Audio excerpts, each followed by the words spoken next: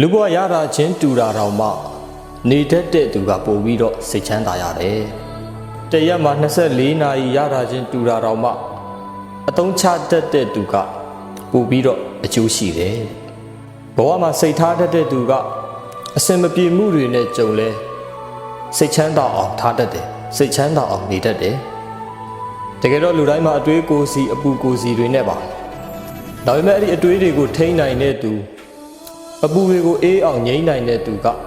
အေးချမ်းမှုကိုပို့ပြီးတော့ရသွားတာပေါ့။ဘာမဟုတ်တဲ့သူတွေအတွက်နဲ့စိတ်ညစ်မခံပါနဲ့။ဘာမဟုတ်တဲ့အကြောင်းအရာအသေးဖွဲလေးတွေကိုခေါင်းထဲကိုထည့်မထားပါနဲ့။အခုမဟုတ်ရင်တော့မှအချိန်တိုင်းတာတစ်ခုမှာတော့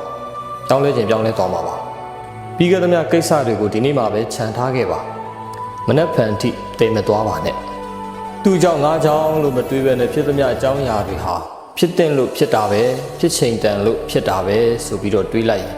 အဲ့လိုတွေးနိုင်တဲ့ပုဂ္ဂိုလ်ကပို့ပြီးတော့အေးချမ်းမှုကိုရရှိသွားကြတာပါပဲ။